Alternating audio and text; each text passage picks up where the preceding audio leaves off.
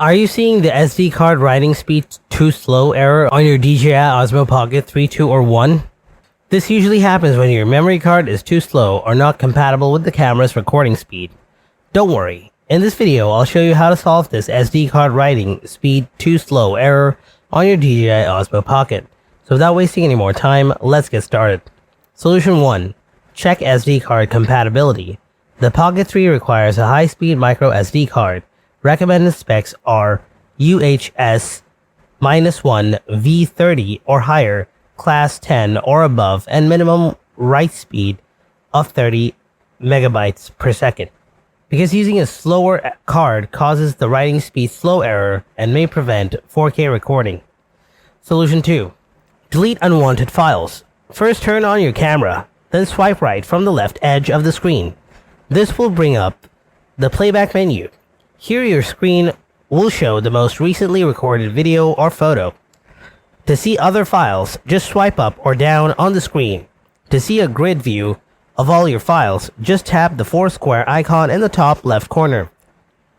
Now tap to preview the file you want to delete.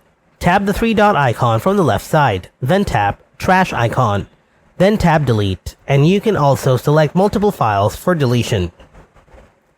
To do that, back to the grid view. Now tap on the select icon from the top right corner. Now select files you want to delete. Then tap on the 3 dot icon from the top right corner. Then tap the trash icon. Then tap delete. Solution 3. Format the SD card.